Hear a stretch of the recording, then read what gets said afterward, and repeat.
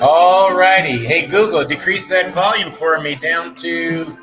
Hey Google, decrease volume to 45%. That's all right. That turned out fine. And welcome to a special edition of the Amputee podcast. I'm one half of the team here today, Mr. Q. Chef T is not a part of this interview today. She has some other business that she's tending to. And it's still early here, relatively, on the West Coast. Today, well, first of all, let me let you know that today's show is brought to you by Black Lotus jojoba oil. This is a moisturizing skin conditioner produced by yours truly on my own jojoba farm here in Southern California, the beautiful desert community of 29 Palms. This moisturizing oil can be used from head to foot and will help you release your shine, relieve dry hair, revitalize dry skin due to sun damage and aging. Very popular product here in Southern California. And you can always order it by going to blacklotusoil.com and order yours today. And also by Quander and Son Construction, Landscaping, and Logistics. Quander and Son. For all of your home construction and landscaping needs, call Quander and Son. 760-553-3617. Quander and Son. Happy to lend a leg. All right. And those are our sponsors. So you might notice that they have something in common. I own them all because I'm paying for all this. Yeah. All right. And I don't mind. Well, today, brothers and sisters out there, we have a beautiful brother joining us from the UK. Two-time Paralympian, is one of his many accolades that he has acquired in his life. And I'm happy to have with us today on the show, Mr. James Owen Roberts. Brother James, welcome. Thank you very much, Eric. Thanks again for having me on the show. Amen, brother. Amen. Hey, tell us where you're coming from, man. I live in glorious North Wales, so I probably live in the best of both worlds. I'm about 45 minutes from the mountains and about a 30-minute walk from the beach. So it's probably nice. More like Northern California. Oh, I dig it. And now tell the people a little bit about what you do, about your disability and what you do. Okay. My disability is that I was born with my amputation, so you're a limb difference. I'm gonna say I'm a limb. Sorry, the other way around. You got a limb loss. I have a limb difference. So my disability is medically called femoral dysplasia. So I don't have my femur bone, so the top portion of the leg, and I've got a small tibia and fibula. So the bottom portion of my leg that's attached to the hip. And my business is obviously as an online transformational coach specializing with helping other amputees transform their lives. So be it looking at proper routine or regimen around exercise, nutrition, and the one we're probably going to talk about today is obviously their mindset of getting them to be in alignment with their goals down the line of, okay, I want to lose, for example, say my marketing thing is 10 to 30 pounds. Well, you've got to get in alignment with that, of that individual that you want to create, of being 10 to 30 pounds lighter. And obviously fitness is going, the industry as a whole is going in that direction of, creating habits and behavioral changes with people, because ultimately that's what is being the issue all along, is people are not consistent, are creatures of habit, of if anything becomes difficult, I'm going to revert back to what is easy, what is comfortable, and that's human nature. We're programmed to be able to find the easiest way out, and with living in a modern era that we do, obviously it makes it a lot easier to do that. Of, okay, I've not had success in the past, what do I revert back to? the tried and tested. If I failed Right. numerous times, I've Right. got nothing to go on. So Yeah. you can't, I can't blame the person coming to me or judgment. They might say that I've got judgment of them, but be it if you've tried tens, if not hundreds of different things and had the same results, you're gonna have low confidence, low self-esteem, because everything that I try is failing me. Thus, your identity becomes that behavior. It's as opposed to if you were to have, and we talked about this a bit before we came on air, of having a little bit of success. Oh, I've got some momentum now. Okay, what I'm doing is successful. I'm seeing results. Obviously, everything with that would go up. Self esteem. Okay, I like how I feel. I like how I look. Yeah. Your confidence is going to go through the roof. But because of everywhere that you look, be it Facebook, Instagram is probably the worst of the lot because it looks at everything that is materialistically better about an individual. I know amputees will say that I don't use comparison. It's like, well, you do because be it if you're looking at any Facebook group that's out there for amputees, that person's journey is their journey. So if you were to compare against it, that's competition that doesn't actually serve you. Because if you're not be able to distinguish between what is comparison and competition, it's going to bite you in the ass. Because Mm. I actually had a client that actually did this. He was looking at, I'll use the American Facebook group because it's probably the biggest one of the lot. Oh, I like what so and so is doing, but I can't do it. Or I'm not there yet. It's like, well, okay, let me stop you there. It's all well and good to use me, and I'm coaching you. I can show you how to be able to use that to the betterment of yourself. Because you can come to me and say, James, I like this trait that you have, that trait that you have. How do I achieve that for myself? We can deconstruct that and go, okay, we can put you in a positive direction as let's construct it for you so it works for you. Right. Because there might be little bits of that trait that you don't like, or there's an aspect of a trait you want to have more of. There might be a case of somewhere in between, and you can actually make that yours. And then, obviously, then you can then turn competition to you in your favor, because it's like, well, okay, I want this. How can I utilize this into my day-to-day life? And we go forward, as opposed to, and what I told him was, well, you can't do it because me as a coach, I can see that subconsciously, and I told him this, that's kicking you in the nuts. You might not be aware of it, but little by little, you looking at every man in his dog, as we say over here, as what they can and can't do. So the majority would be what they can do. That's knocking your confidence. That's knocking your self-esteem. And little by little, obviously, you could end up in a dark place. Well, I think you said a lot there, and I love the idea of comparison in wellness versus competition. I think that's really important.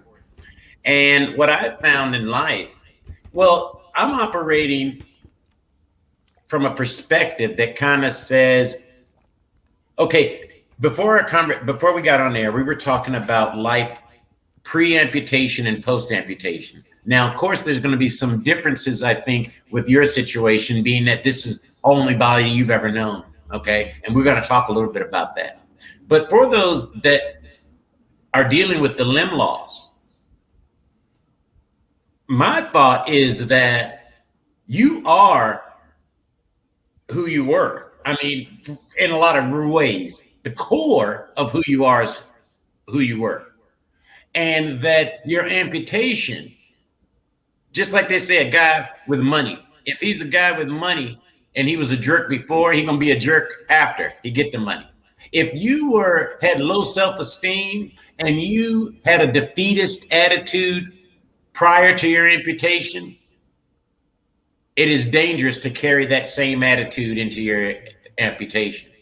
Now, we all as human beings have our idiosyncrasies and our doubts and our self doubts. I think that that's natural.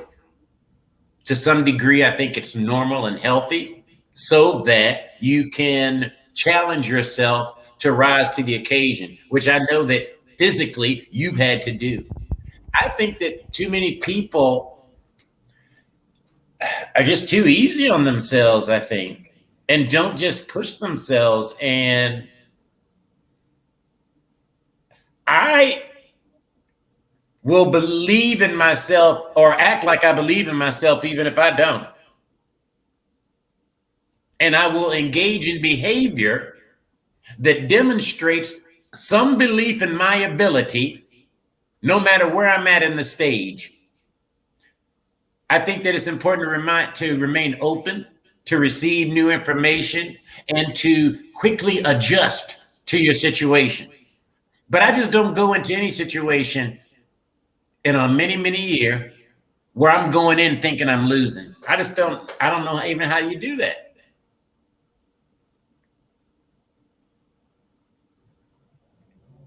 Well, that's a difficult one because if that's what you have always ever known, and we go really way back, I'm talking about probably Childhood. maybe at like child adolescence of Yeah. I did a Facebook live exactly on this of because if your family isn't nurturing or caring, Mm-hmm. you don't know what belief Right. actually looks like. So I would agree with you in terms of belief is very powerful.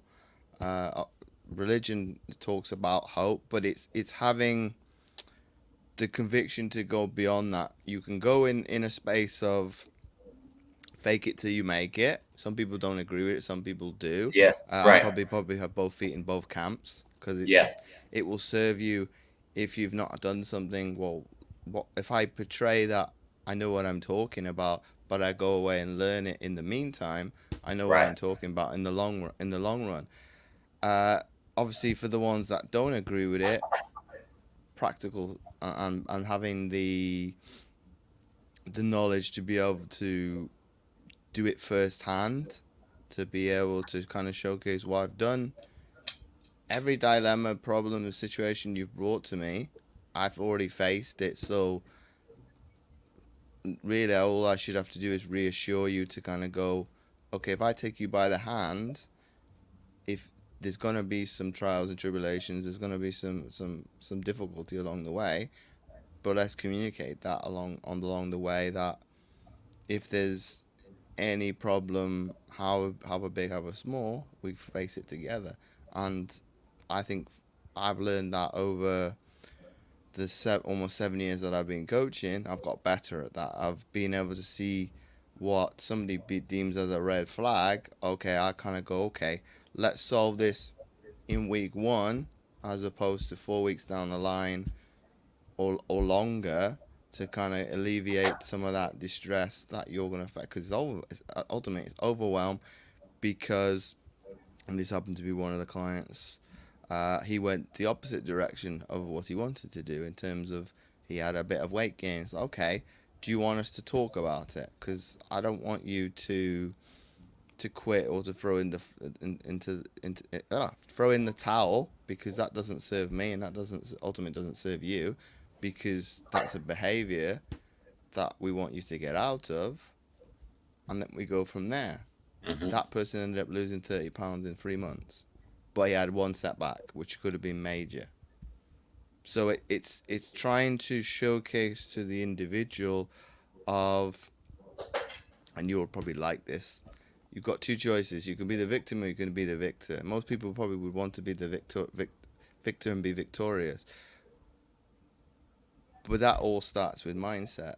It's having that aspect of being able to challenge your habits, your behaviors, your moments of self doubt. Because obviously, you said everybody's got it.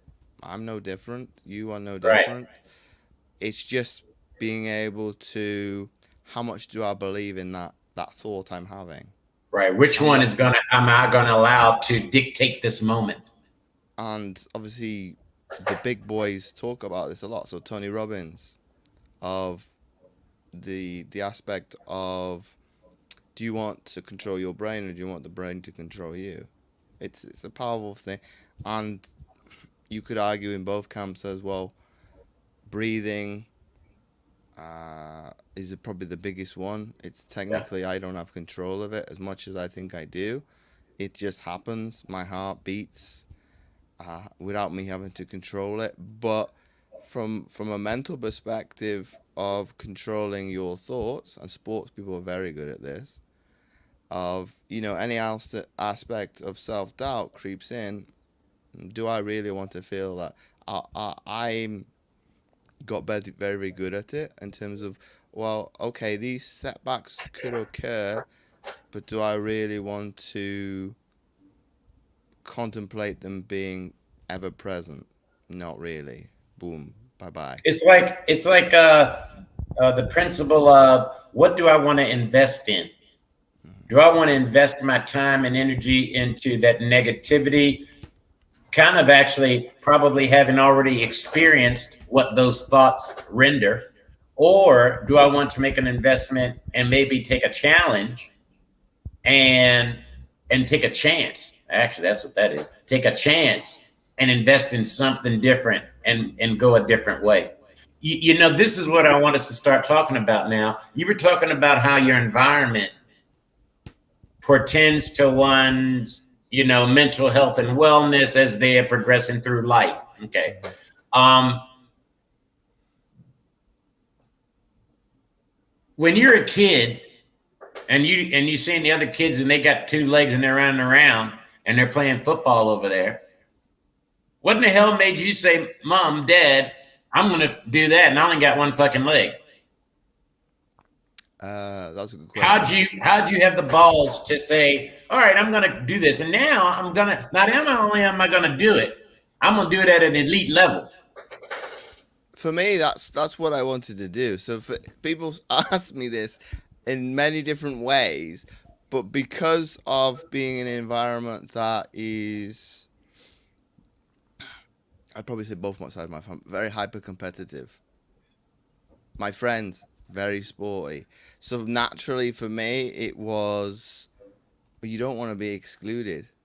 You want to be inside that clique. You want to be in that group. So for me, with having one leg, it was okay. I know that I'm different, and I probably did this since early in elementary school. Right. Let's sit on the side and watch, observe, and maybe look at people's face. I've never actually put worded it this way. Look at people and see them make mistakes. How do I then do it for me that it works for me? And I did that on the jungle gym. I did that in the playground. I found a way to adapt. It didn't matter if it was kickball's probably the better example.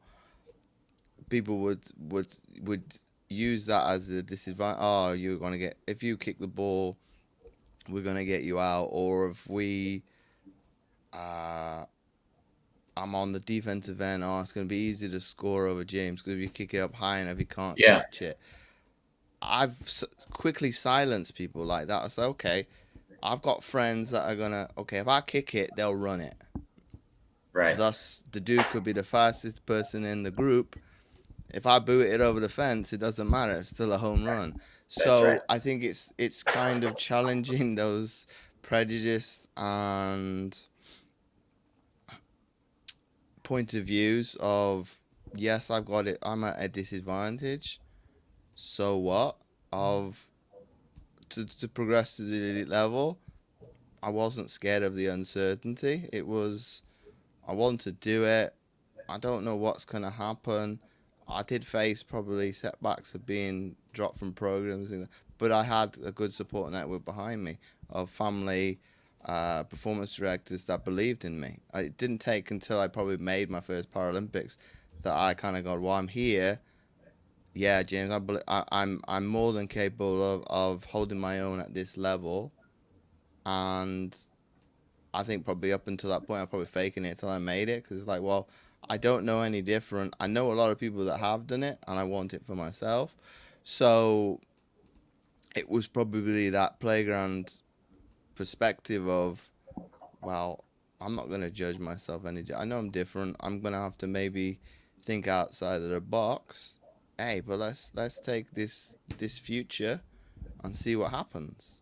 I think it's a wonderful thing because uncertainty is whatever you make it. It can be negative, it can be positive, and I think people are probably quicker to go of what if in terms of could go wrong as opposed to what if, Goes and right. it's because your total aura towards that is totally different. I didn't do it in Absolutely. a tonality format, but oh, what if this goes wrong? I'm gonna be Right. a little bit sheepish, and my shoulders are gonna drop, and say my chest isn't gonna be puffed out. As opposed to if I went, what if I can stand up tall, my chest is tight, and I've got some conviction, and ultimately away we go. And you know what I have experienced. You know, I've shared this several times. I grew up as a fat kid, and that's the greatest thing that could have happened to me because I learned at the age of, I guess, 8 that, oh, okay, I'm a little chubby kid, and kids could make fun of me for being that. So I better be, first of all, I better love myself. At 8 years old, I'm telling myself that. I better love myself and know that I'm fucking dynamite. And that energy carried me through all the way through my life. And so when any accomplishments career wise that I would go after and being that I was in show business, when I tell folks, oh, yeah, I want to be an actor, and here I am, a fat guy, people are saying, no, you can't do that. You can do that. Oh, yeah, I'm going to do it. And not only am I going to do it, I'm going to do it better than most people around me. I just had that mentality, and I did, so that you can't deny my talent. You couldn't deny it. So what does that do to you, the observer, saying, man, look at that fat guy, and he's doing that thing, and I didn't think he could get cast in that role. But why, man? And for me, it became natural. It became where it was very odd if I didn't get cast as the lead. That was just odd to me. I'm like, oh wow, that didn't happen often. It just didn't happen. That's just what I expected. So I say that to say this. I think it is important that individuals, if you don't have it, it is obtainable. To develop a positive mindset to where you can set a goal, not know exactly how you're going to get there, and just get started. Just get started every day doing a little bit towards that goal. I got a question. How old were you when you got your first prosthetic leg and you started running around? My first prosthetic was 6 months old. Oh, shit. So you always had a prosthetic leg growing up. You learned to Yep, walk on a prosthetic leg. yep. I've still got the picture of the first one. I've got a I smile beat from me. ear to ear. So for Yeah. me, that was probably monumentous because it's like, well, now I can walk maybe like the There's no best of it. stopping. Right. There's no stopping you. Right. So I agree with what you said because ultimately self love is paramount because it's probably something that I've struggled with a little bit as an adult, but because How does that most manifest? How does that oh, manifest you're the trying to struggle? appease, appease other people. I'm trying to be externally liked, which is not great because it's like, well, why are you trying to seek validation from, be it Instagram and probably Facebook, probably the easy one to use, based upon somebody that you Yeah. don't really even know. Right. And how I've worked on that has kind of gone, well, be reading, talking with people that are more experienced when it comes to things like that. Well, what are you really scared of? Ultimately, I think most people don't like judgment, rejection. you name it. But is it really judgment from somebody else Or or is it from rejection inside? from? It's probably more internalized. So I agree. judgment for me is probably hard because I spent so long trying to live up to other people's expectations of me, be it in school, Hmm. of trying to prove because of the disability, Wait, be they it expected you to what? What did you feel they expected from you? I had a high school teacher said I would amount to nothing, so I was trying to prove that person wrong from the Oh age yeah, of 15 years old. I did too. Um, Yeah, so it's and I've use that probably as coaching to kind of showcase to people. It's like what's not going to serve you going forward. right. As an adult, okay, it works in the sporting arena because it's useful, because it's fuel.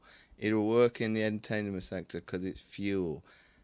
In your everyday life, that's quite negative in terms of what this person said that, this person said that. You go into a very hateful place because it's like, well, I'm going to show you.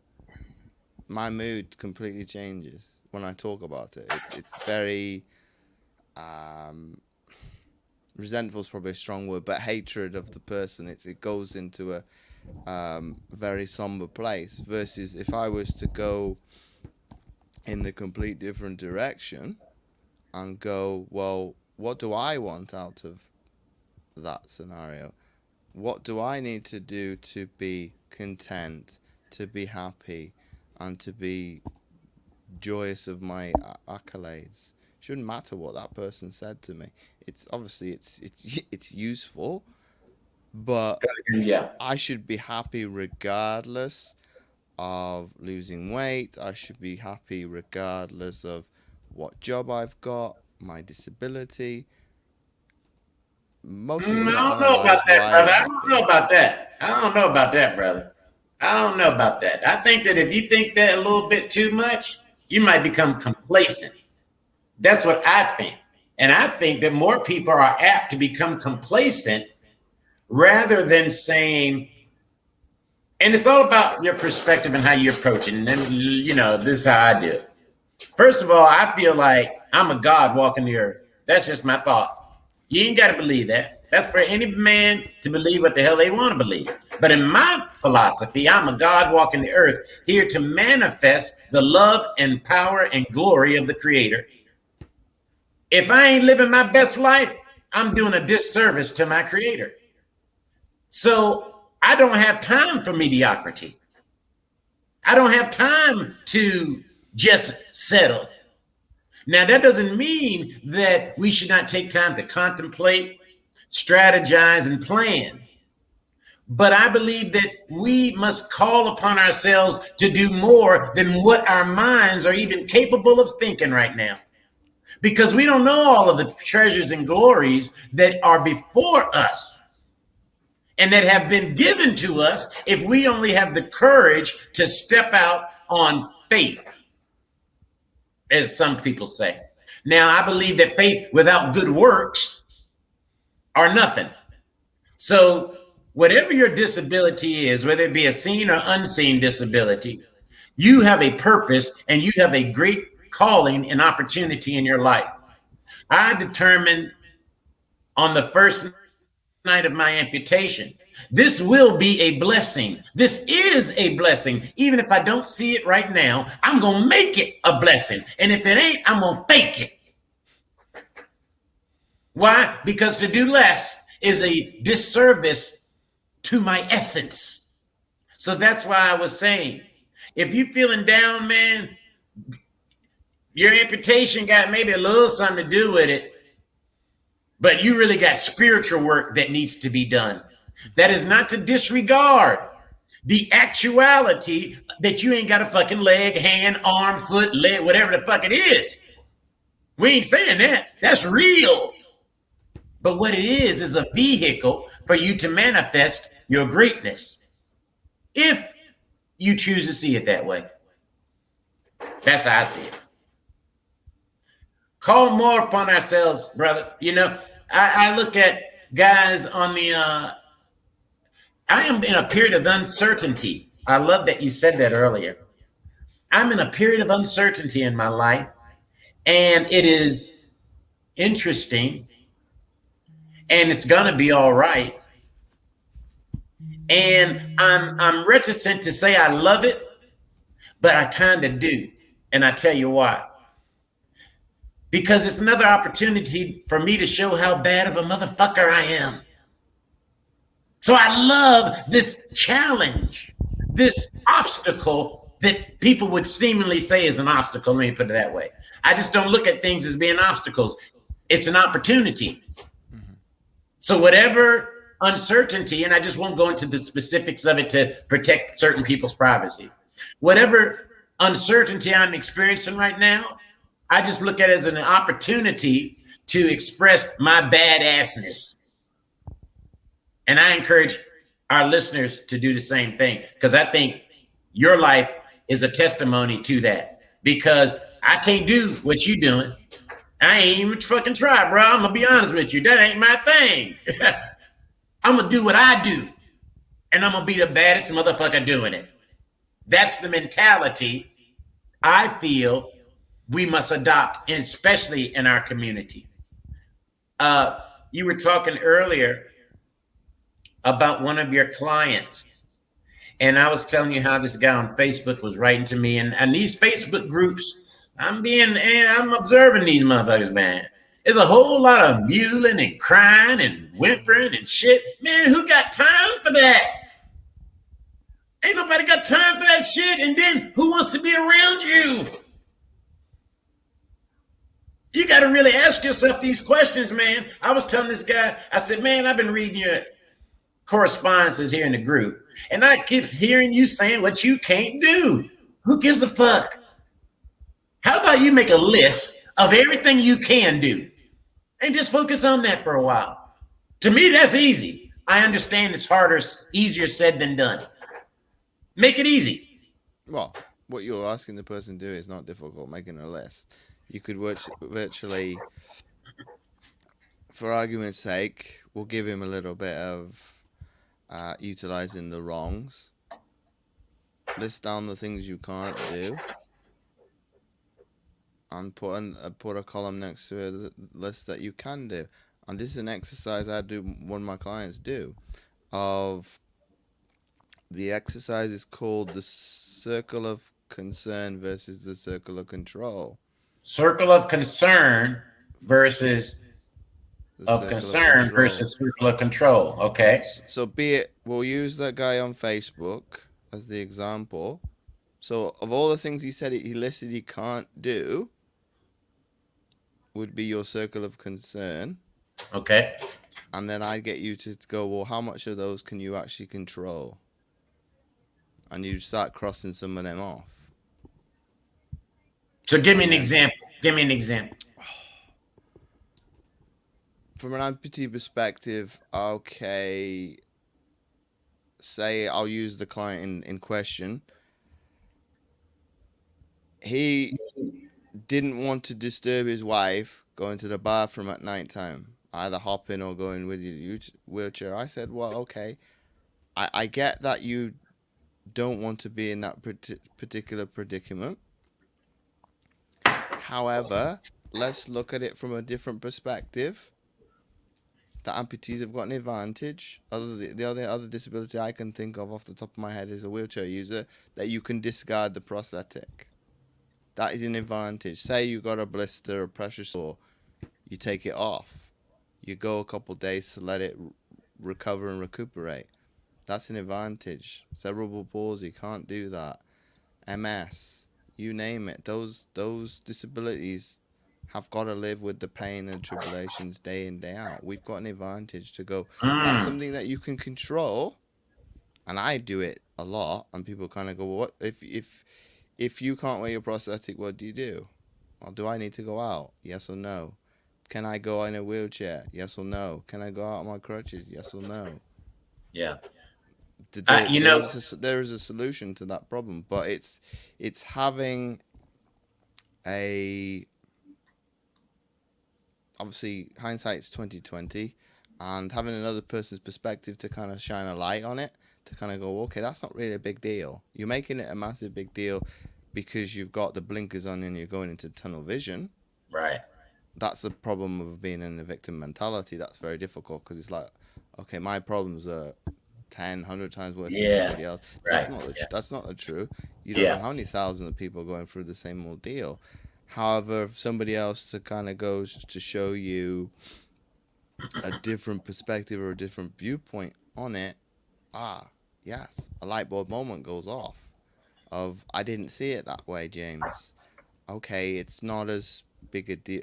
That exercise with my client alone, it kind of his were to do with disability, to do with finances, to do with work, and it gave him a different perspective to go, well, as much as I want to control those uncontrollables, I can't do anything about it. So be it one was to do with his court case, it's got resolved finally, but that was weighing heavily on him.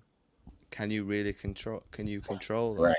Right. No. What's that prayer? Them alcoholics say, God, the Serenity Prayer. Give me the wisdom to know what I can't control, or and the difference to know that. Hell, know what I can control and what I can't, and know the difference between those things. Yeah, that's very very key. Very key. What you And it's can been control. okay. It's been, and I think going a step further than that, it's been okay with that. It's Yeah. accepting, and this Right. is probably the big difficult one, is Yeah. being okay with relinquishing control. Right. Everybody Yeah. doesn't want to do that. It's Yeah. like, I'm like that. okay, it's like I want to have you and I have a business, so relinquishing control is very difficult. Yeah. Of I think I'm the best, Right. and I did do this with a client because he was procrastinating with with one of his work issues, and because you were asking me about my habits, it's like a traffic light system. Well, it is a traffic light system, so anything that is going to be a lot of energy expenditure wise for me would be a red, because it's like, well, I need to set aside, if it's a massive task of building something out like program wise, I need to set aside 3 4 hours so I do it properly. Thus I know if I was not to do it proficiently, that's a massive red, because it's like, well, it's stressing me out, it's making me feel worthless. Thus it's a red. And sales calls used to be like that for me. It's like, well, every time I need to speak to someone, I need to sell something. That's not the case. It Right. might be that that person's not a good fit for me, and vice versa. It's okay for you to say no to me. I work in an industry with very, very difficult people to tell the truth.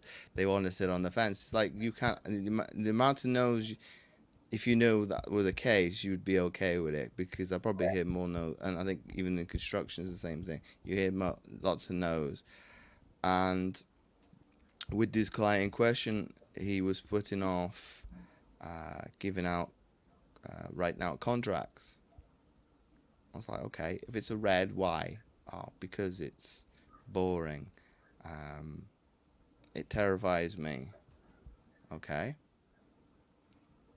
5 minute conversation, he went from a red to a green, because I'm the best that I do it. If I delegate it, it's not as good as me. And obviously, I just said, well, it might be that you need to orchestrate your to-do list. It's more for the ladies. It's very rare a man has a to-do list, but they do. And what he was doing was putting them in a series of priorities. I was like, well, that's all well and good, of putting, well, I need to do this, this, this, this. But the thing you're putting at the end of the day, at the end of the day, sorry, is something you want to put off, you're not going to do it, Mm. regardless of how important it is or not.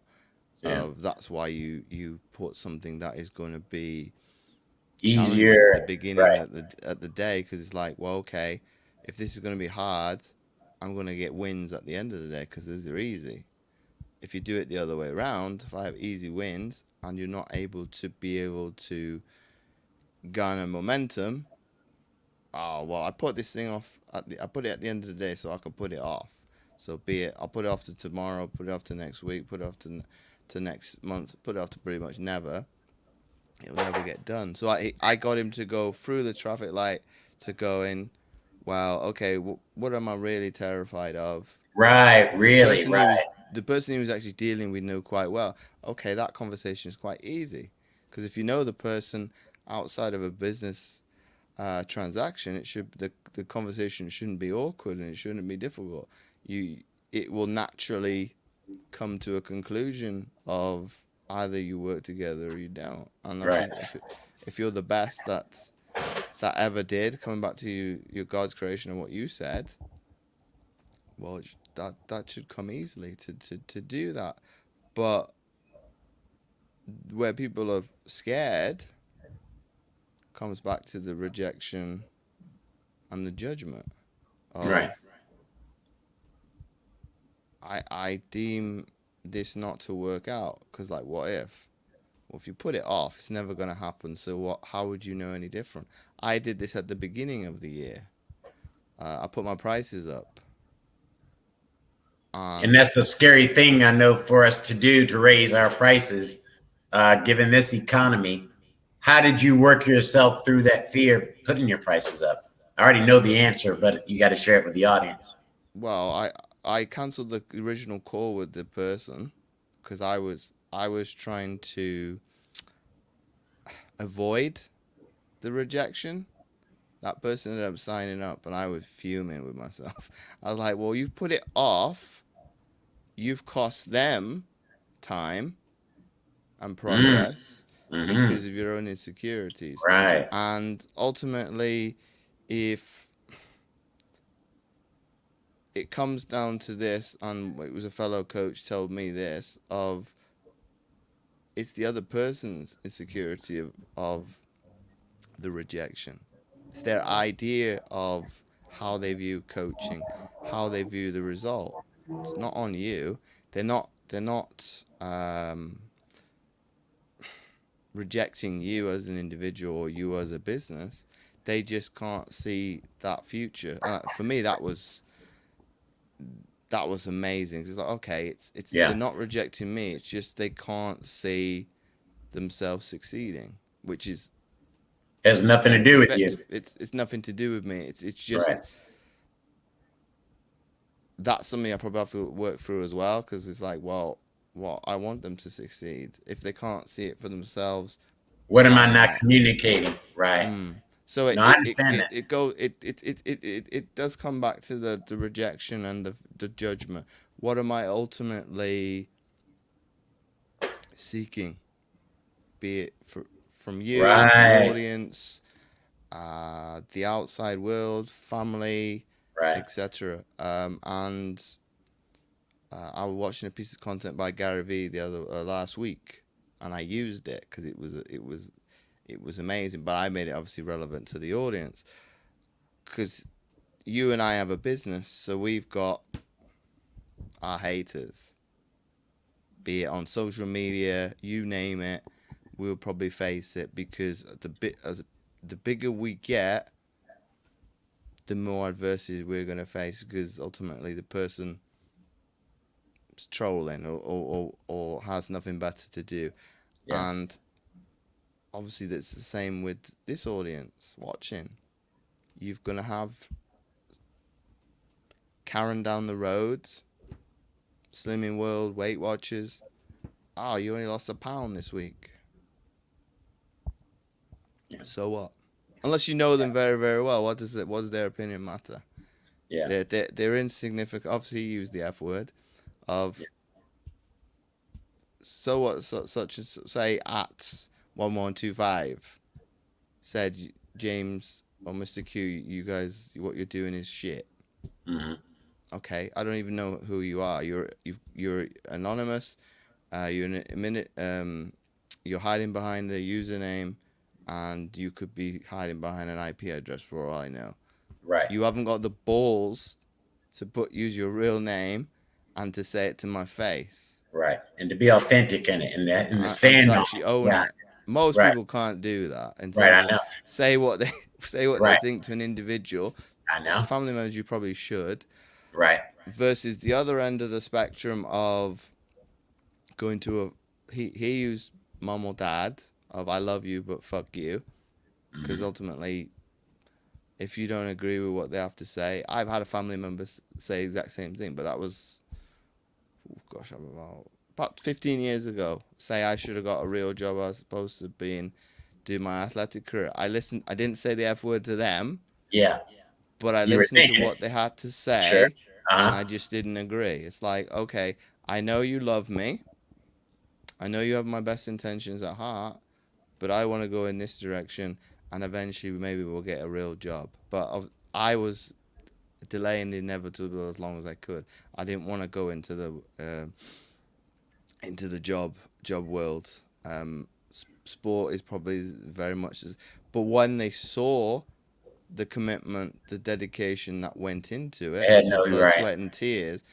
Yeah, James. Okay, your job is actually more difficult in some ways than Yes. just going to the office. Yes. And they asked me during the heights of the pandemic, I think last year, would you do it all over again? Yes. It's not even a negotiable for me.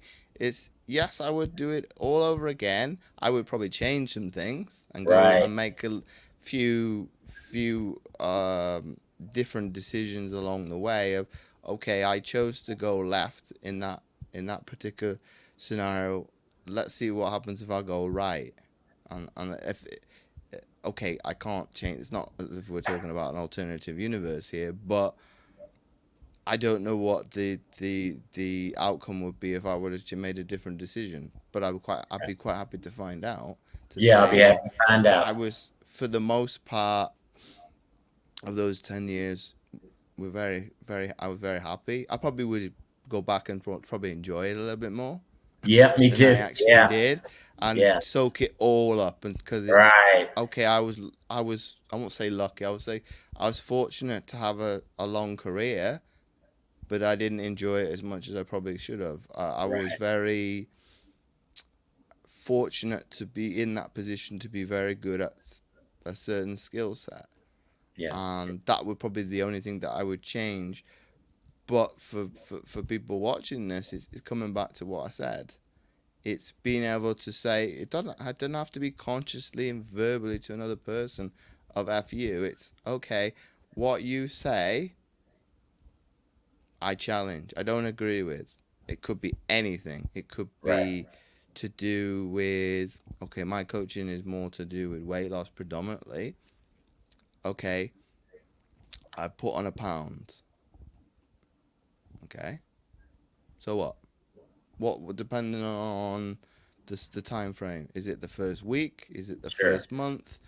Is are we incrementally keeping on doing that? Is it a case of you don't have perseverance? Because I think this is a major one, consistency and perseverance. Because we live in a world that is pretty much, I call it an Amazon world, but in terms of I buy something and I get it tomorrow. Goals don't work Yeah. like that. What they call that quick results. They want the quick result. You know, brother, at my highest weight, I was over 600 pounds. Wow. Yeah, when I was 27, I was about 620 pounds or so. I had to go down to the post office in Seattle, Washington, where I was living at the time, and weigh myself. And I was a radio DJ and I was doing a play at the time. And I woke up one morning in my apartment, and the night before, I had closed a play and I was driving the wrong way on the highway, on the 5 highway outside of Seattle, coming from a party.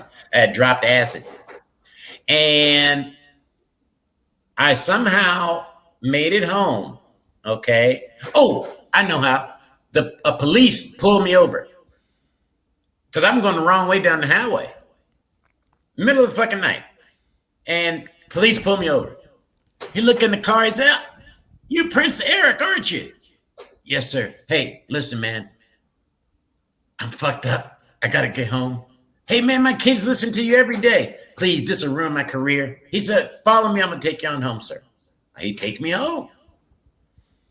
Next morning, I wake up. My car is teetering about the nose about to fall into a ditch that was in the back of my yard. I had driven the car into the yard and it gone face, nose dive into the ditch. Who knows? I didn't recall it. But in the morning, when I wake up, there's a woman with red cowboy boots. I'll never forget it as long as I live. Didn't know who this woman was. Naked as a jaybird, except when I'm red cowboy boots in my bed.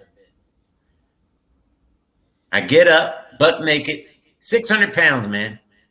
I go to the bathroom and I say, oh, you're going to die if you don't stop. And if you don't change your life today, you're going to die. I walked out my bathroom. My roommate, Louis Barkin, was sitting in the living room eating a bowl of cereal. I say, now, Lou had known me since I was 18 years old. We went through all of college together in Virginia, moved to Seattle together, but best buds. I say, Lou, this is my last day as a fat guy. And he's eating his cereal. Okay, yeah, you'd have said that before. And he said, within one, and he'll tell anybody this, he said, in 1 week, I saw the difference. It was unlike anything I'd ever seen Big E. That's what my friend called me. Anything like I'd seen him be before. My entire relationship to food changed like that. It just changed. And it was not hard for me to lose weight. And that was when I was 27. And I'm 51 now. And very rarely will I get over 220 pounds. If maybe in the wintertime, I'll hit 225. But 220 is my fighting weight, 219. And to me, it's all about mindset. It's all about understand. This is what I was talking about here.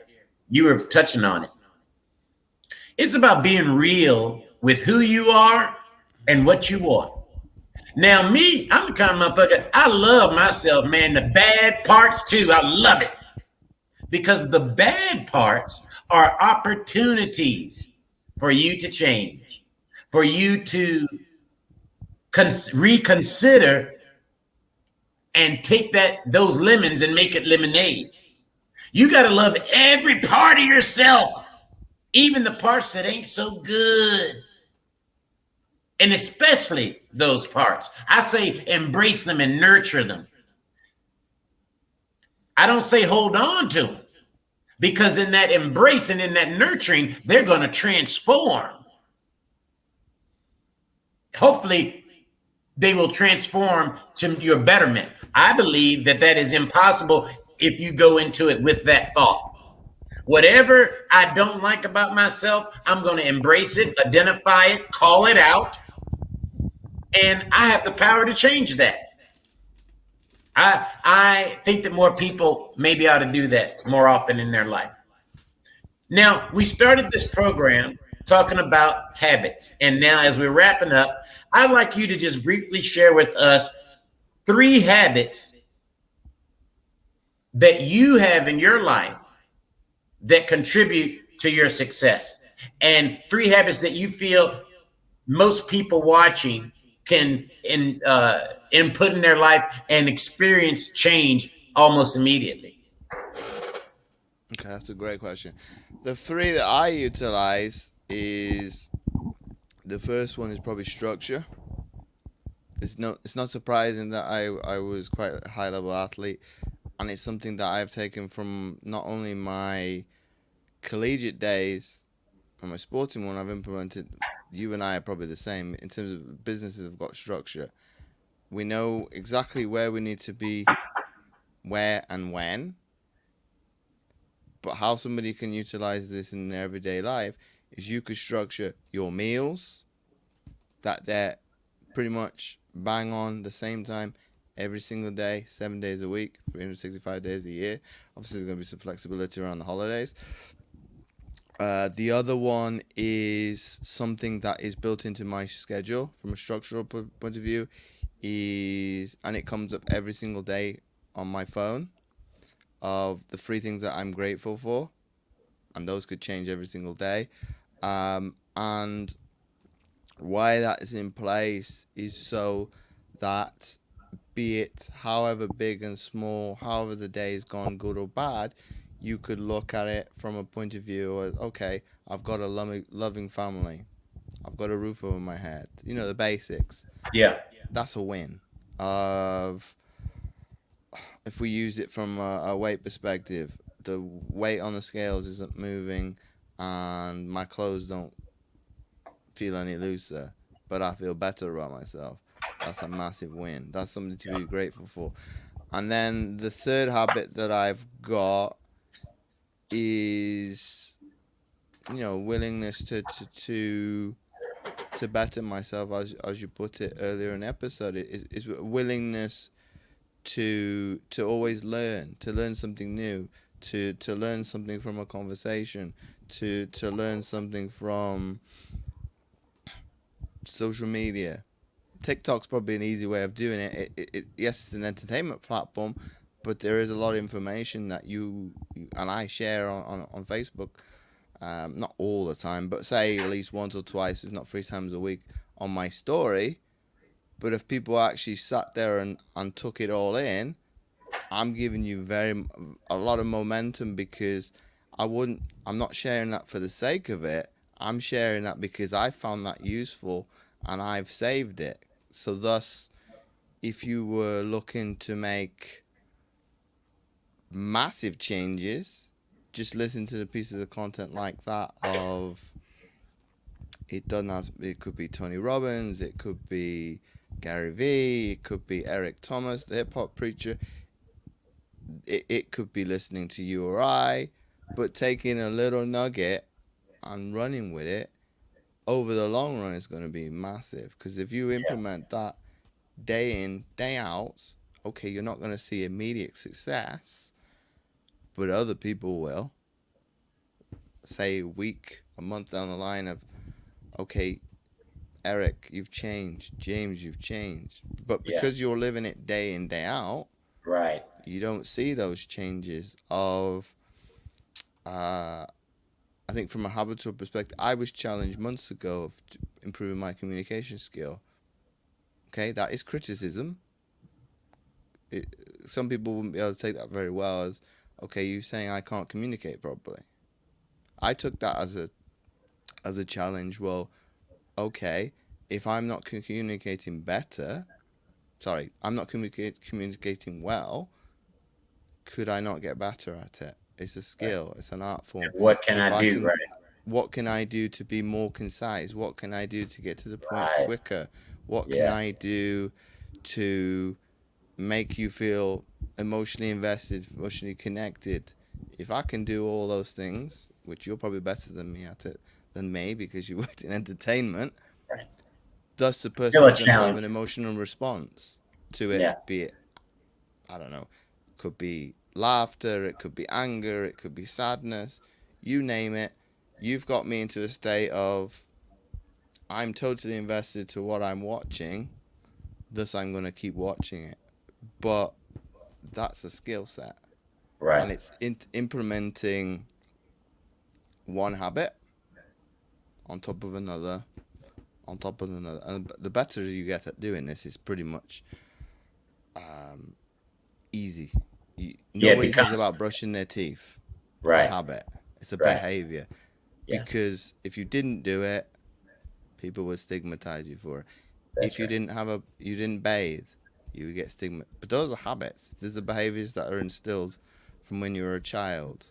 Right. Of, you need to do brush your teeth in the morning. You need to brush your teeth at night. Oh, okay. There's maybe people that brush their teeth in the afternoon. There's people that floss, etc. They're gonna go a little bit more beyond what is socially acceptable. But those are habits. You don't think about it. Right. Making your bed. I love it. You say structure, gratitude, and a willingness to be better. Those are excellent points. Uh, I think that they're the same as how I look at it. I consider You say structure, I say discipline. And I look at the universe. God is discipline. The sun rises and set every damn day, man. That's discipline. That God telling us there's a structure to this shit. This planets, they stay in their uh, orbits, right? That's structure. That's discipline. That's order. So as human beings, we got to have that same commitment to having discipline in our lives. I suck at it. I have to challenge myself every day to get a little bit better, a little bit better.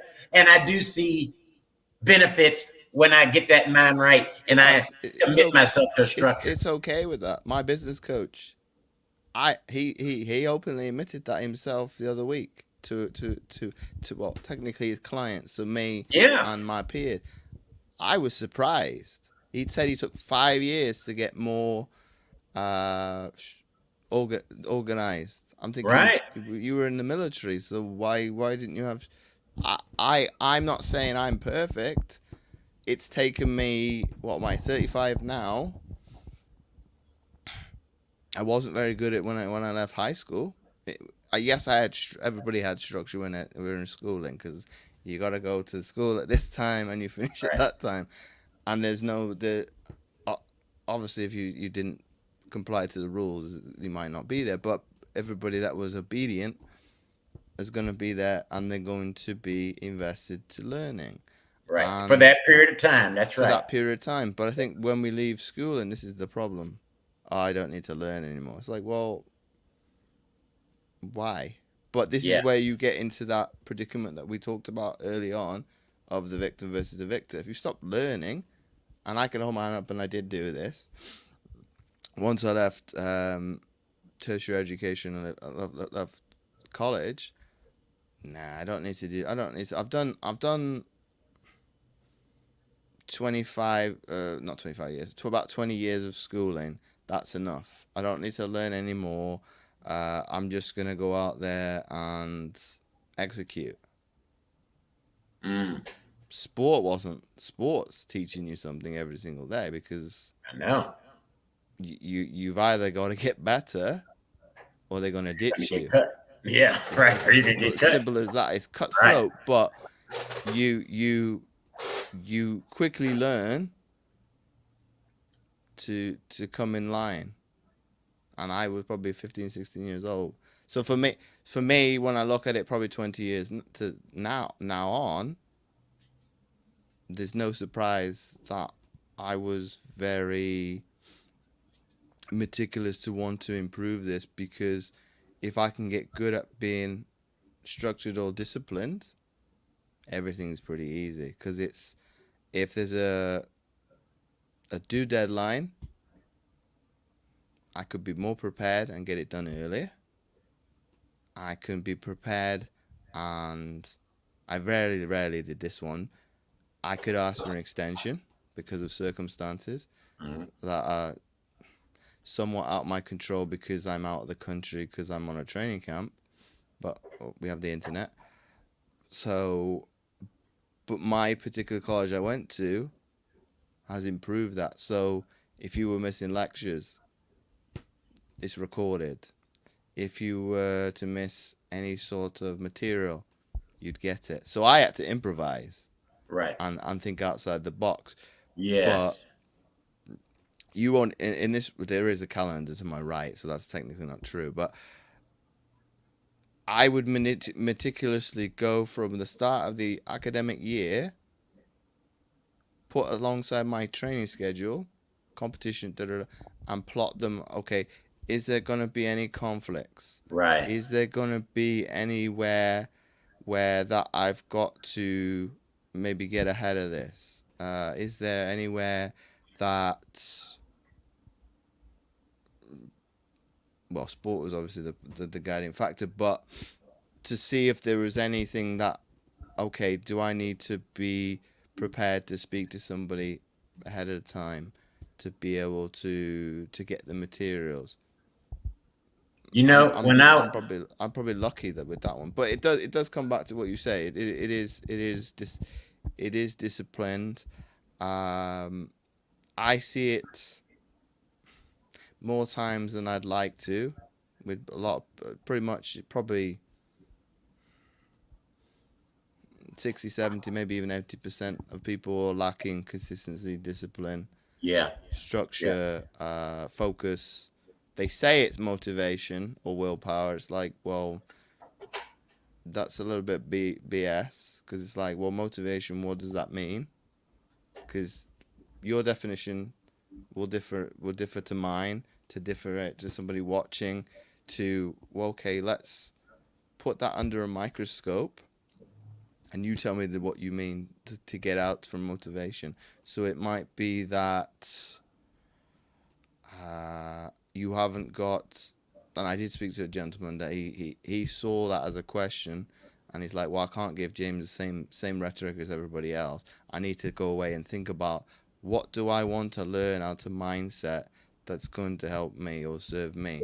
So he came back with something deep. It's like, I want to be able to have a better understanding of self-awareness. That's deep, because to be able to look at every action that you do.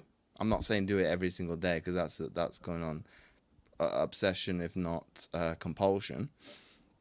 But if you're aware where you're making repeatedly,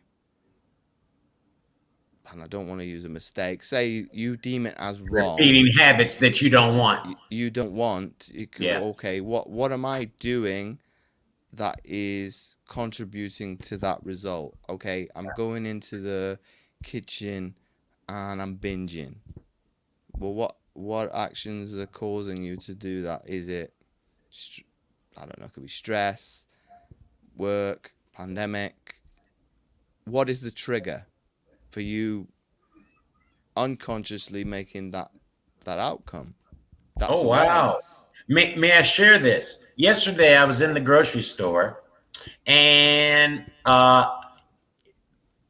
actors, or I contributed to my history as being an actor, my body awareness and knowing like what my body is and what it's doing in spaces. I'm just very conscious and aware of it. At any rate, I felt so wonderful because uh, I was walking through the aisle and I wanted something sweet, and I walked through the cookie aisle. You know, man, I couldn't even look at them damn cookies. Cause I'll get in the habit where I want a cookie every once in a blue moon. And I got some cookies in the refrigerator. I've been meaning to cook for about a week and I ain't got to it yet, but I'll get to it. Anyway, the power that I felt of having the ability to just walk past those cookies and even not having an interest in looking at them cookies. It took years for me to do that, for me to have that ability to understand them cookies. If I'm in this period of uncertainty, those cookies ain't gonna do shit to contribute to it, at least not long term, and give me the results that I want. That's the thing. You already know what going to eat them cookies going to do to you as far as weight loss goes in your realm. Okay, I do want to say this before we start to wrap up. Habit. You say gratitude. I say prayerful. Be prayerful and take time to acknowledge the blessings in your life. That same thing as you're saying. Express your gratitude. Express. That's what I was listening to hear from you. Make sure you demonstrate through your action acknowledgement of that gratitude. So, for example, if you are grateful for the home that you have, make sure that home is clean. Demonstrate your gratitude. If you're grateful for the food that's on your plate, make sure that food is healthy food that you're utilizing to edify your temple. Maybe. Okay. You said a willingness to be better. In the words of Daisuke Ikeda, leader of the Soka Gakkai International Organization, that's a Buddhist organization. I was a member of Buddha. I studied Buddhism for about 20 years. Have a seeking spirit is what he would say. Have a seeking spirit. Always know. You see, I tell my wife this all the time. If I was in a room with Elon Musk, I'm going to shut the hell up and just listen, because he's much smarter than me. And I ain't got no problem with that. Because I know shit that he don't know. But he knows a lot of shit that I don't know. And I just want to listen and take it in. And then I might go off and read a little bit and see if I can enhance it and put it in words and knowledge that I can understand. And if I choose to repeat those things, I'll be doing so through my language, you see. But having that seeking spirit is very important. No matter how old you are, which is what I'm experiencing at 51, recognizing that my road is still fairly long. I got a ways ahead of me. Anything can happen, but I'm open to learning and I'm open to being better than I was yesterday. I'm open to being better in the next hour than I was in this hour. So that's kind of how I think about it. Those are just 3 habits from each of us, audience, that you can implement into your life. And I believe now you were talking a little bit also about scrutinizing your actions as you go out throughout the day and how that can become daunting and heavy on one. That is true. Again, it contributes back to the spirit in which one does that. I am in the frame of mind where I'm walking in constant prayer. I'm constantly trying to increase my awareness that my thoughts, my actions, my speech affect the universe. So if I truly take on that responsibility, then the question becomes, what energy do you want to put out there into the universe? Because what you put out, what you going to get back. Amen. All right. Brother, there's a lot more we got to talk about. Shit, man. We ain't even get into. I know it's hard as hell on you brothers over there in that UK, man. My brother lives over there in Denmark, and he tells me, whew, it's hard being a black man over there.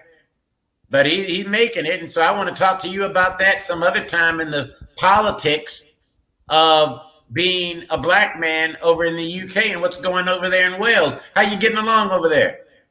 Well, I think I don't see it as. I think you and I are very much in synergy, irrespective of the age. There's a lot of things that we agree upon. I don't look at things in victim mentality. It doesn't matter if it's disability, race, of okay, if the news wants to go in one direction, hey, I don't agree with it. Of you want to make me challenge another individual, I'll do it in a how would I describe it? I'm gonna go about it in the right way. It doesn't matter if it's financial, ethically, morally. I'm gonna do it according to my values of helping the amputees. I faced early doors a lot of stigma from other people. It's like, oh, you're trying to make money out of amputees. Like, no. I'm feeling. I'd be like, yes, I am. Why wouldn't well, I? no, but as in where I'm gonna go from this is I'm filling a gap in the market because for whatever reason, this is the wrong aspect from the industry. Is the amputee community is underserved. I agree. Everywhere you look, I've got an advantage because I've got the knowledge, so I can adapt things quite easily. That's not the case for every individual. There's people that may have never exercised a day in their life before the amputation. Thus, for them, it's total unknown. If I'm stepping in, not only am I at a disadvantage, this stuff is alien to me in the first place. So it's not nice hearing other amputees say, well, this aspect of the industry has let me down. They've made barriers for me. It's like, well, I'd probably go a step further of utilizing, the race or the disability to my advantage. It's going to That's what I do. Yeah. To kind of go, well, if you're going to close the door in my face, I'm going to go create another one. Right. I'm going to find, if you shut the front door, I'm going to go in through the back. Right. That's why I don't believe in racism and stuff like that. I don't really believe in that stuff because I just never experienced it before. I haven't. And if I did, I wouldn't know it. I wouldn't know because I don't really care. There's always gonna. This is an argument we probably both agree with. There's always gonna be prejudice. There's always Sure. going to I'm be prejudiced. somebody. Shit, I ain't gonna lie. I'm prejudiced. I got my own prejudice. So I ain't gonna lie. Because we don't like something about somebody for X what number of reasons. Right. They've got too much money. They're egotistical. They're okay. Politics aside, we'll put them obviously. They can't relate to you and I. They're Sure. on like another planet. Sure. Thus, it's not going to be a problem. It's like if it's going to affect me day to day, we'll look to resolve it. If it's not something that's going to move the needle, Right. as I'm reminded in business a lot, is it really worth worrying about? If Exactly. it's not going to move the needle progressively, and this is the audience can use this, what's the point worrying about it? Because if it's going to put you in a state of going the opposite direction, which you don't want, or a lot of people tell me of, well, I want to get rid of my negative critic inside me. I want to not feel negative emotions. Well, you haven't got an understanding of either of them. I'm honest.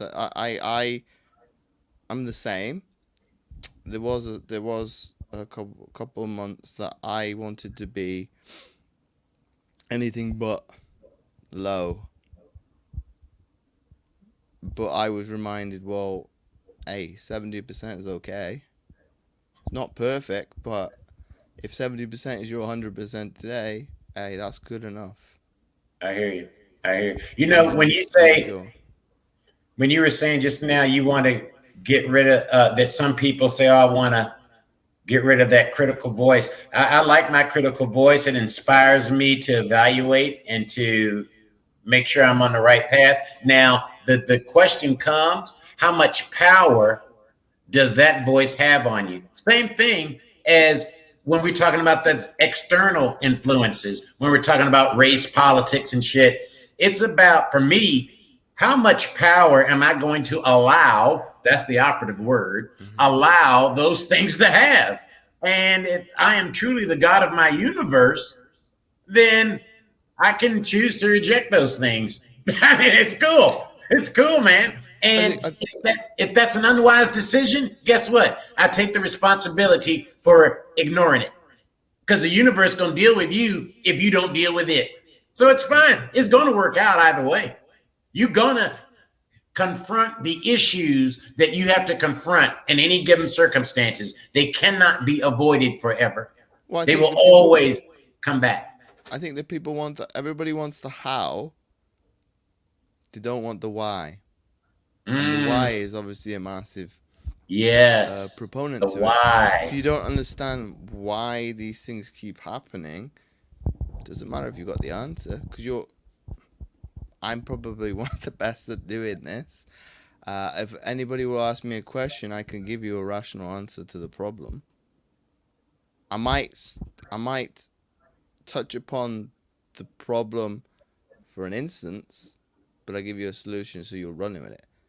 However, you've not really dealt with the problem. So say, I don't know, you got financial troubles. You need to look at the why is that scenario coming up? A lot of people have got issues with money. I'm not talking financial. I mean, just speaking about money. Yeah, their If, relationship if to if the money. relationship is the problem, Right. Right. I had that kind of issue. So when people I say, have "Oh, that issue. you need to face that. You need to be open with your family members to talk about money." I openly asked what my family, well, both my parents are retired now. How much did you earn? They don't want to talk about it. No, just throw out a number. They give me the honest answer. I'll disregard whatever currency it is. So be it the pound sterling, US dollar. At the end of the day, it's a number. But it gives me incentive. It gives me, I can't be complacent, as you put it earlier on. It's a target. Right. I'm not saying I'm going to achieve, what was it, 60, say it's about $75,000 a year. I think exchange rate. I think it's accurate. That's quite a lot of money. Yeah. I'm not saying I'm going to achieve that this year, next year, 5 years time, but I'm going to do it. So this is where I think as a coach now, I couldn't give you I couldn't give you an answer of how did I get from A to B in sport. It just happened. It Right. was I climbed the each rung of the ladder bit by bit.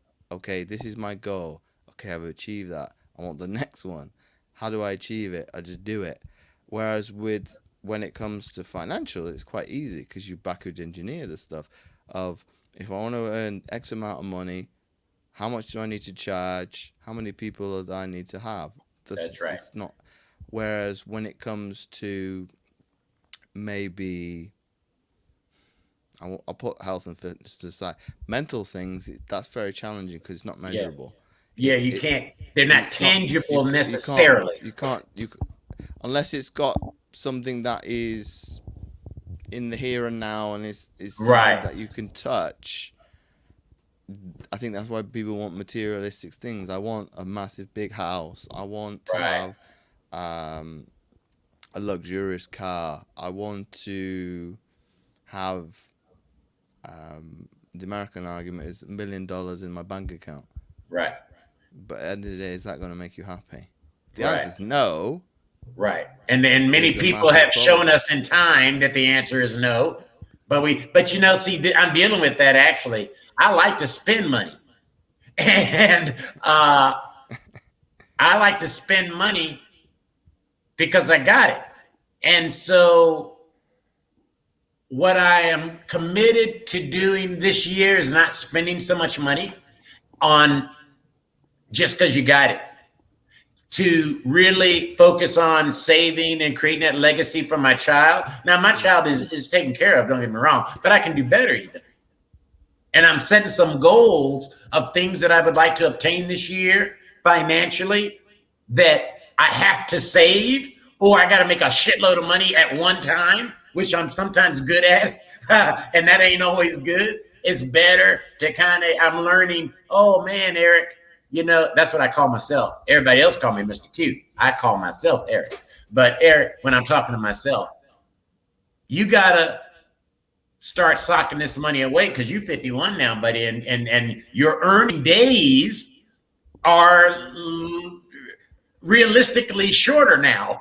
I'm Yeah, but going to that's die like one day, and yeah, but that time that's is like probably going to come sooner than yeah, later. but that shortening of time is a rhetoric that everybody's been told of. You need to go to school, you need to go to college, you need to get a job, you need to get married. There's a lot of people pushing back against that now because like, Oh, I well, agree. Yeah, who said so to that has to be towards what you want, or be it if I was to use my example, I've not followed my either parents. Okay, my mother worked for a military organization. My dad was, I don't sound like it, but my dad's uh, was in the U.S. Air Force and as an American. I've not followed either. They're very, very happy that I haven't yeah, gone into the military. right. But everybody I graduated with in high school, there's more than 50% that are in the military, have a military career because that's what we've known. Thus, I won't say it's secure. It's good one to do because then you can use the military to Sure. get an education, etc. Right, right, That's probably why Mr. Q of why I went into sport. This is my legacy of right. the lineage of my mother's side of family is probably about over 100 years of military service. How can I go to do something that's going to be on That's par? great. Right. Go I to understand. represent my country in a different way. And Right, we were talking about it the other day of my legacy is pretty good because I've got internet to back it. right. Kid, my kids, Grandchildren, great grandchildren, grandchildren. great grandchildren. Ah, James Roberts did this. Right. I don't necessarily have to go in the same direction, but look what he achieved That's right. in 30 years. And okay, it's fun talking to the able-bodied community because they see my life as a very accomplishment of adversity. It's like, no, I could speak to any amputee person in the world. They face adversity on Right. the daily. On the It's daily. just that Yep. I've got a platform Right. Right. to be able Right. to go, well, I did this. So what? So what? It's not a big deal. And I think the best thing I've seen on social media to date, Mike Tyson, all his accolades, all his belts, garbage. They don't mean anything now. It's what I Not to wanted to him do either. at that particular Right. time Right. is the holy grail. Right. Okay, I've got a picture behind me with one of the games. It meant the world for me at that particular That time. moment. Right. But is it important now? To me, not Only for really. To other as it people, fuels you. yes. Right. Right. Right. But it is an asset that I can go back into and go, Right. okay, I you've got did some that. skill sets that people want. And I've actually had clients say, I want to be just like you, James. Like, I don't want another James walking around on this planet. I Right. don't want Yeah. a carbon copy of myself. I get that you want the things that I've got. I worked hard to get some of those skill sets, and I learned a lot. I think my family circumstances have helped. Very stubborn. I have faced a lot of adversity as well. Thus, you could put it, I was thrown in the deep end, thrown to the wolves. Yeah. You got two choices. You Yep. sink or swim, or Survive or you die. fight or die. So That's right. it is fight or flight mentality, and Right.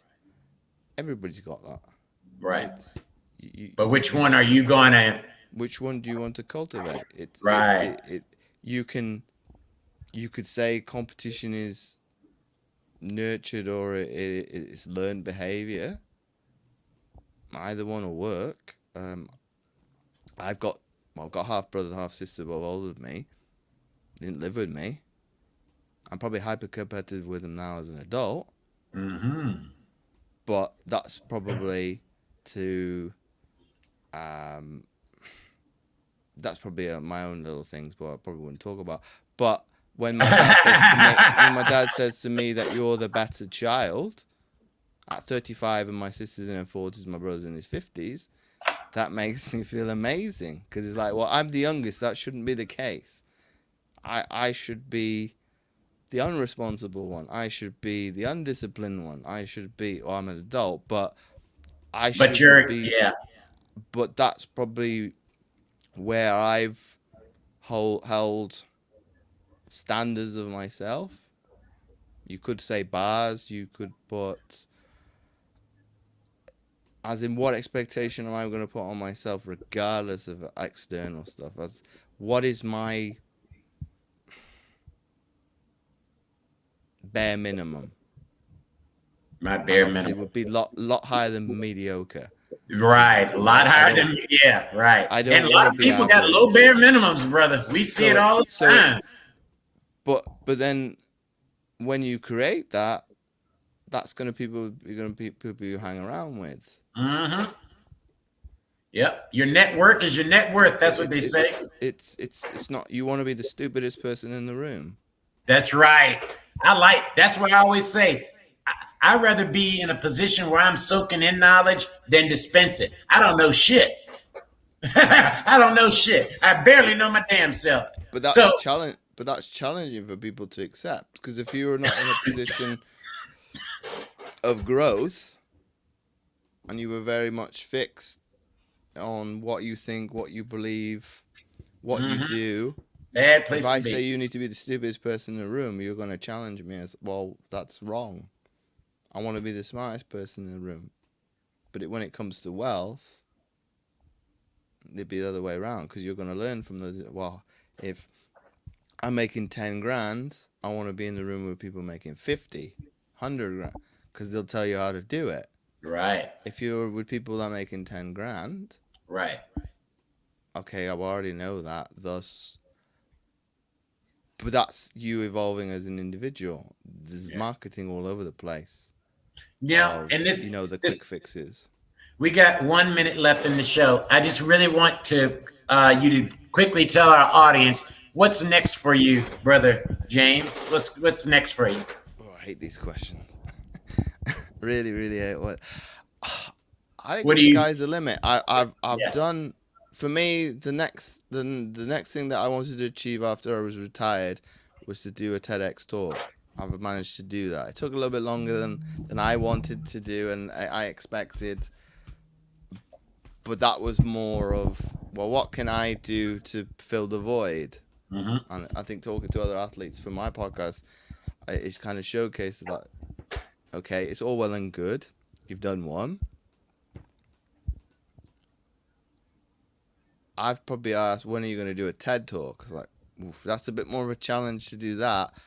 Hey, it's not scary, but why not? Because then that's obviously going to California and speaking in front of an audience. Right. Right. That doesn't scare me. It probably excites me a little bit, but my next thing that on the cards is helping this year, probably more than 100 amputees this month, this year, not this month, this year. If I can exceed that, great. If we smash that target out the ballpark, amazing. That affects their families, their kids. That's going to be a lot more than 100 people that transform their That's right. lives. So that's Right. probably the goal of this year. If I can help 100 individuals, Mhm. that's good going. If we double That's that, all right. great.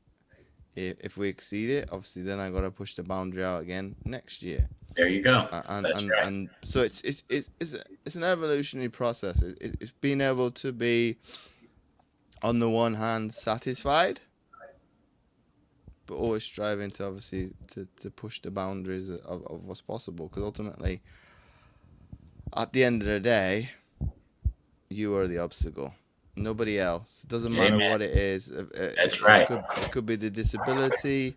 It could be you're out of work. It could be your boss. At the end of the day, it doesn't matter. It's you've got the problem. You've got to resolve it. It's got to be able to push through your definition of the financial, of, are you happy being on disability? Do you want to go back to work? Right. What can I earn? Because Mm-hmm. I think we live in an age where you could probably earn as much as you want. You're willing to work, You're willing to work. Yeah. because that's the end of the day. That's all it is. Is there's different streams of ways in which you can do that. Your obstacle with the workplace, how much of that can you control? Come back to what I said earlier on. Obviously, everybody's gonna hit. You and I work, so we are the boss. So I can't really hate myself, because it would be counterproductive. Going back to Right. the internal dialogue, because if I hate myself, I hate James, Right. not James the CEO, not James the employee. I hate James. So it's having that inner dialogue with yourself to be able to be, what am I gonna get out from that conversation? Right. If my boss When I have irritates those, me, uh, if my boss irritates me, and this is something I've done myself, when I've got irritated with where the lead or the customers not made the decision that I would have liked, or the right answer in terms of for me and yeah, their for you. health. Right. Yeah, but why didn't you communicate better, James? You're getting frustrated. That's the result. You're getting angry. But what could you have done differently to have a different outcome? I can't control whatever you do Right. as best as I would like to. Yep. Obviously, we don't live in the Matrix, Right. and things of that nature. I can't give you a shot of something and make you change your whole personality just because I say so. We don't live in a world like that. well, hopefully never. So I can't manipulate you to make a decision. I can't strong arm you. I can't headlock you and say, Mr. Q, I know you want to get healthy. The decision you've come to is the wrong one. Come under here and we're going to take you over there, because you're going to resist. So instead of getting to that state or emotion, because they're emotions at the end of the day, Right. they don't mean anything. It's just a Right. reaction to There you go. to circumstances. Let it go. Yep. It's easier said than done when I'm talking about anger and frustration. Oh, However, it's, and these are like 4 powerful words that I heard just the other week. Can I control it? And let's end it there, brother. Can I control it? Brother, it's been a blessing speaking with you this morning. I'm hoping that we will be speaking again in the very near future. I just want to thank you again. I want to thank my audience. And we dropped a whole lot of diamonds on this road that we done traveled down. We hope that y'all will pick some of them up and incorporate them in your life. You can reach us. All the information is here in the show notes. We've been running it across the screen. Please tell the people your website very quickly. My website is www.jamesowenroberts.com. All right. So you go and check out Brother James. Brother James, thanks again, man. And I will talk with you again real soon. It's been my absolute pleasure, and thanks again, Mr. Q. Brother, it's been good. All right.